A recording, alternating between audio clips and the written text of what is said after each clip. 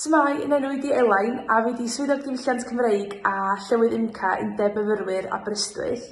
A o'n i'n lysgennad i'r Coleg Cymraeg pan o'n i'n ail flwyddyn yn y brifysgol yn astudio'r Gymraeg yma yn Aberystwyth. A bod yn lysgennad yn rhywbeth o'n i eisiau gwneud ers dechrau brifysgol i ddweud gwir. Dwi'n cofio mynd i'r Steddfod, cael yr holl freebies o stondin y Coleg Cymraeg a meddwl swn i wedi cael gweithio fel lysgennad ac annog pobl i astudio drwy gyfrwng Gymraeg ac aros yn Nghymru i fynd i'r brifysgol lle. Felly oedd o'n brofiad gwych a o'n i'n cael, fel lysgennad, o'n i'n cael ymweld ag ysgolion, ges i ymweld â'n hen ysgol uwchradd fel rhan o'r swydd.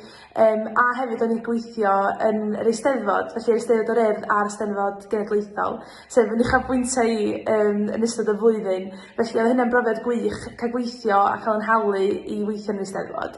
A yn yr Urdd ges i weithio fel rhan o Gwyl Triban, a o hwnna'n brofiad gwych, o'n i'n gweithio gefn llwyfan y fanna a chyfweld rhai o'r artistiaid oedd yn perfformio. Felly, nid yn unig fel rhywbeth i roed ar eich CV chi, ond da chi hefyd yn ennill lot drwy fod yn lysgennad, felly cerwch amdani.